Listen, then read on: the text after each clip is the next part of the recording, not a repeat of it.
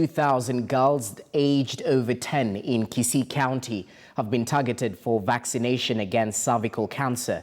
The anti-human papilloma virus (HPV) jabs meant to protect the girls from the killer disease were launched at Mosocho Health Center, Kitutu Chache South.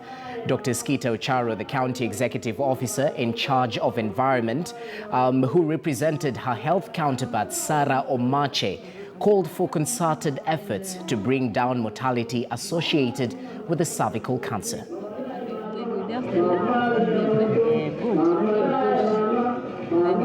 Kwanza tukirudia nchi yetu Kenya nimeambiwa cervical cancer ndio ya pili.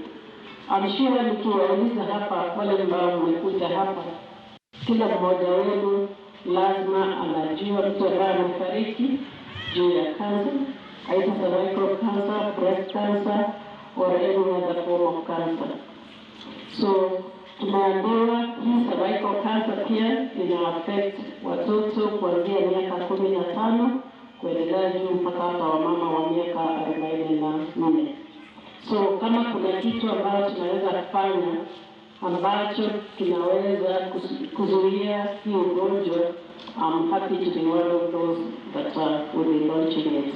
Kama Ministry of Health imekubali nao ndio wamekuwa na wasomi wa hizi mambo zote, inamaanisha hiki sio mbaya, na tujiunge ili tuweze kuhakikisha ya kwamba tume down the death.